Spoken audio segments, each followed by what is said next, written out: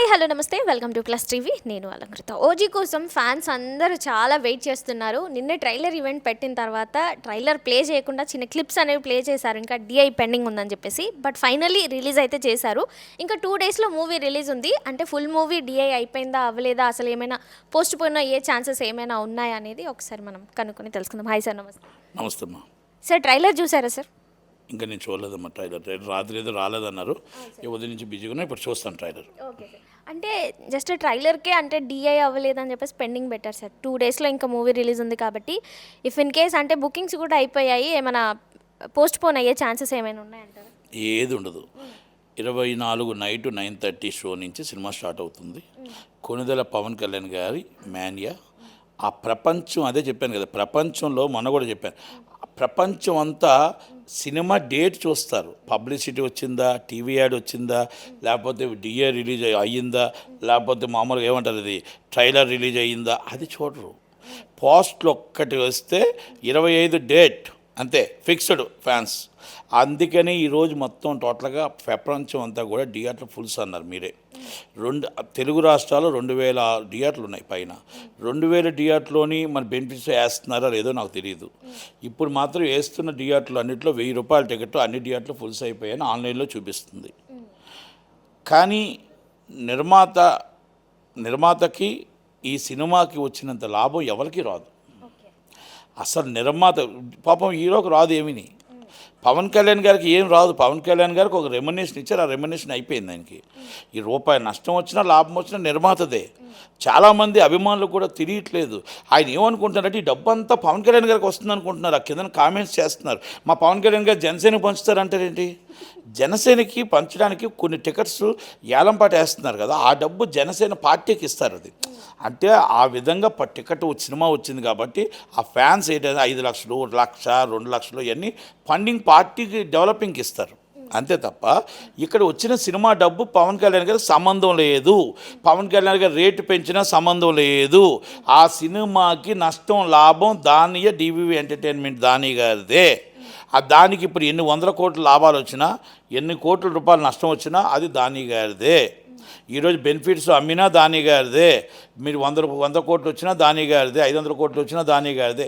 ఇప్పుడు లెక్క ప్రకారం 500 నుంచి 700 కెపాసిటీ యావరేజ్ మీద 200 థియేటర్లు ఆంధ్రప్రదేశ్ తెలుగు రాష్ట్రాల్లో 1300 నుంచి 1400 కోట్లు వస్తుంది. నిజంగా అన్ని థియేటర్లు ఫుల్ అయిపోతాయి.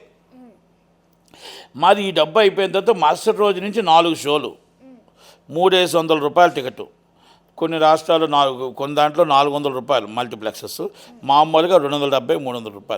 మరి ఇంత డబ్బు ఫస్ట్ డే ఎంత వస్తుంది? 8000 షోలు, 4 షోలు కదా, అంటే ఒక్క షో 2000 షోలు పోతుంది కదా, 4000 8000 షోలు. ఎందుకంటే నాకు తెలిసి ఆల్మోస్ట్ అన్ని థియేటర్లు వేసేస్తున్నారు, ఇంకెక్కడ ఏ సినిమా థియేటర్ ఉంచట్లేదు. మరి 8000 షోలు ఎంత వస్తుంది? మళ్ళీ సెకండ్ డే 8000, అంటే 3 రోజులకి 12000 షోలు. ఈ డబ్బు ఎంత వస్తుంది? మరి బెనిఫిట్స్ ఎంత వస్తుంది? నేను బాధపడుతుంది ఎందుకంటే మన హీరో ఒక రీజనబుల్లో సినిమాని మంచి బడ్జెట్లో చక్కగా సినిమా చేశాడు. నిర్మాత నష్టపోమని చెప్పట్లే. ఆ నిర్మాత కొంచెం లాభం వేసుకొని ఆ నిర్మాతని, ఆ అభిమానులు ఏదంటే హీరోని ప్రేమించే అభిమానులు ఉన్నారో ఆ అభిమానులకి తగ్గించి రేటు సినిమాని చూపించి రిపీట్ ఆడియన్స్ వచ్చేటట్టు చూడాలి తప్ప అంతంత రేట్లు కరెక్ట్ కాదు అనేది ఇప్పటికీ నేను కట్టుబడే ఉన్నా. అభిమానిని మనం ఆ అభిమాన ప్రేమని మనం క్యాష్ చేసుకోవడం తప్పు తప్పు తప్పు తప్పు అని నేను ఇప్పటికీ చెప్తున్నాను ఎవరికైనా సరే ఐఏఎస్ అండ్ ఐపీఎస్ ఆఫీసర్స్కి ఛాలెంజ్ చేస్తున్నా. ఆంధ్రప్రదేశ్ తెలుగు రాష్ట్రాల్లో 2000 థియేటర్లో ఈ 2000 స్క్రీన్లు 2000 థియేటర్లో మన ఒక్క బెనిఫిట్స్ ఎంత వస్తుంది? ఆ బెనిఫిట్స్ ₹1000 వస్తే ఎంత వస్తుంది? ఇవన్నీ కూడా మనం చూడాలి. అంతే తప్ప మనం ఏదో మాట్లాడేసి మనం ఏదో చెప్పి ఇప్పుడు నన్ను తిడితే మీకు లాభం రాదు. పవన్ కళ్యాణ్ గారు అంటే ప్రాణం పెట్టేది నేనే, నిజం చెప్పేది నేనే. పవన్ కళ్యాణ్ గారు మాట రాకూడదని మాట్లాడేది నేనే, గవర్నమెంట్కి మాట రాకూడదని మాట్లాడేది నేనే. ఇది జగన్మోహన్ రెడ్డి గారు ఎన్ని తప్పులు చేసినా ఆ జీవో కరెక్ట్గా ఇచ్చారు అని ఎందుకు మాట చెప్పాను అంటే, వైసీపీలో ఏమైనా చేసుకోండి నాకు అనవసరం. ఆ రోజు జీవి 100 కోట్లు దాటితే ఇంత రేటు, 150 కోట్లు దాటితే ఇంత రేటు అని చెప్పారు అనేది వాస్తవం. ఇవన్నీ పరిగణలోకి తీసుకోకుండా హోమ్ డిపార్ట్మెంట్ ఇవ్వడం తప్పు.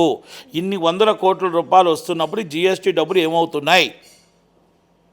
18% జిఎస్టీ రావాలి, ఆ డబ్బు కడుతున్నారా లేదా, ఇవన్నీ వెరిఫై చేసుకోకుండా మనం ఎందుకు జీవోలు ఇస్తున్నాం అనేది నేను ఒక్కసారి గవర్నమెంట్ కళ్ళు తెరవాలి అని చెప్పాను. ఇది వాస్తవం. పవన్ కళ్యాణ్ గారికి ఈ విషయంలో ఏమి సంబంధం ఉండదు.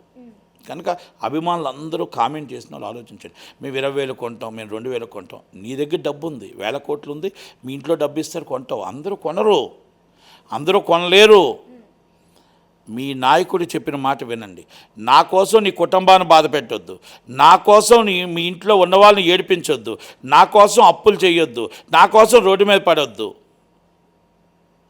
మీ ప్రాణం పెట్టి నన్ను ప్రేమిస్తున్నారు, అది చాలు, అంతే తప్ప నన్ను కోసం మీరు సినిమాకి వెళ్తూ ఇవన్నీ చేస్తూ డబ్బు పెడితే మీ ఇంట్లో ఫ్యామిలీ బాధపడదా, కష్టపడదా? మీరు మాస్ పబ్లిక్ ఎంతమంది ఉంటున్నారు? 80%. అండ్ 20% అంటే ఉన్న వాళ్ళు ఉండొచ్చు. ఆ 80% అప్పు చేసుకుంటాం. అప్పు చేయడానికి నువ్వు ధైర్యం చేస్తావు, కానీ ఆ అప్పు ఎలా తీరుస్తావు?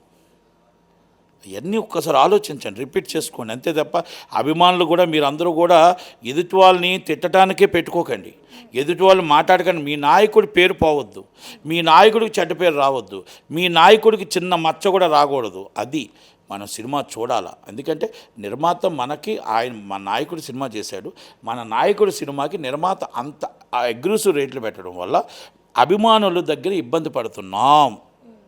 అది నేను మాట్లాడుతున్నది అర్థం చేసుకోండి.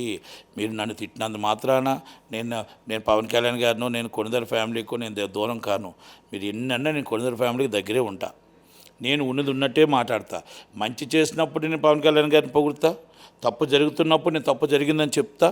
ఏదైనా సరే చెప్పకపోతే మీలాగే నేను పొగిడితే అది తప్పు అవుతుంది. అన్యాయం జరుగుతున్నప్పుడు చెప్పాలి, చెప్తే రెక్టిఫికేషన్ చేసుకుంటారు. అన్యాయం జరుగుతుందని చెప్తుంటేనే తప్పు తెలుసుకుంటారు, అంతే తప్ప ప్రతిదానికి మీరు సూపర్ సార్ అని నేను కూడా పెట్టాను అనుకోండి, ఇక నాకు విలువే ఉంటుంది. కనుక దయచేసి మీరు కామెంట్స్ పెట్టినారు అర్థం చేసుకోండి.